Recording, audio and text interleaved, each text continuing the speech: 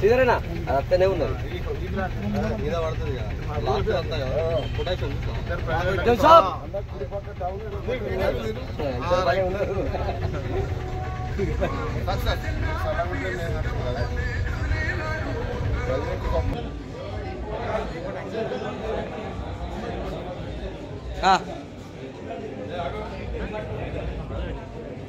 రండి రండి ఇద్దరు ఇద్దరు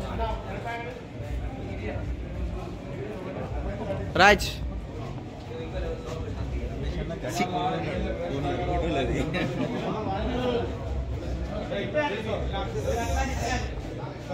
సీరియల్ రండి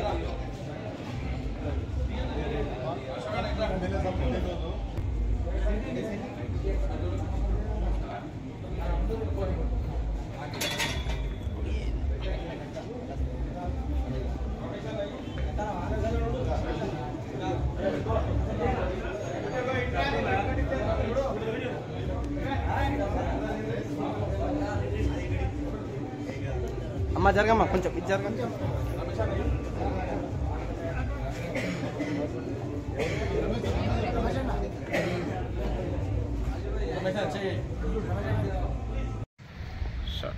ఈరోజు లక్షడిపేట పట్టణంలో మా ప్రియతమ నేత బడుగు బలహీన వర్గాల ఆశాజ్యోతి అయినటువంటి మా నాయకులు శ్రీ కొక్కిరాల ప్రేమ్సాగర్ రావు గారి జన్మదిన వేడుకలు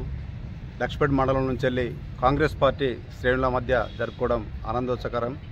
దీనికి హాజరైనటువంటి మా మిత్రులు, కాంగ్రెస్ పార్టీ ప్రజాప్రతినిధులు, అదేవిధంగా మండలంలోని సర్పంచులు, మాజీ సర్పంచులు, మా బ్లాక్ కాంగ్రెస్ అధ్యక్షులు నలిమల రాజు గారు, అదేవిధంగా అంకతి శ్రీనివాస్ గారు, మండల యూత్ కాంగ్రెస్ అధ్యక్షులు, మరియు ఇప్పుడు ఆన్లైన్ ఎన్నికల్లో యూత్ కాంగ్రెస్ తరఫున పోటీ చేసినటువంటి బొప్పు సుమన్ గారు, మరియు అదేవిధంగా లక్షట్పేట మున్సిపాలిటీ నుంచి వెళ్ళి కౌన్సిలర్లు, పట్టణ అధ్యక్షులు ఎండి ఆరిఫ్ గారు, ఏఎంసీ వైస్ చైర్మన్, అదేవిధంగా మున్సిపల్ ఫ్లోర్ లీడర్ చెల్ల నాగభూషణం గారు, మరియు జిల్లా ఉపాధ్యక్షులు చింత అశోకన్న గారు, ఈ కౌన్సిలర్గా ఉన్నటువంటి మా మిత్రులు పెద్దంకన్న కానీ చిన్నెంకన్న కానీ, వార్డు అధ్యక్షులు రాజు, హాజీ మొదలగు రంజిత్, ప్రతి ఒక్కరూ ఈ కార్యక్రమంలో పాల్గొని ఘనంగా ఈ వేడుకలు జరుపుకున్నాం. ఎందుకంటే రాష్ట్రంలో మా నాయకులు ఎంత గట్టి పట్టున్న వ్యక్తో మన రాష్ట్రంలో ఉన్న ప్రజానీకానికి, అదేవిధంగా మంచిర్యాల కాన్స్టిట్యున్సీ, మంచిర్యాల ముద్దుబిడ్డ అయినటువంటి మంచిర్యాల శాసనసభ్యులు ఎంతటి ఘన చరిత్ర సాధించిండో ఈ 10 సంవత్సరాలలో ప్రతి పేదింటికి పోయినా, ప్రతి గ్రామంలో ఉన్న ప్రతి ఒక్కరిని అడిగినా కూడా చెప్పడం జరుగుతుంది. ఎందుకంటే తన తండ్రి గారు అయినటువంటి రఘుపతిరావు గారి పేరుతో ఒక ట్రస్ట్ ఏర్పాటు చేసి, ఆ ట్రస్ట్ ఆధ్వర్యంలో పలు సేవా కార్యక్రమాలు చేసి ప్రతి పేదవాడి గుండెల్లో స్థిరస్థానం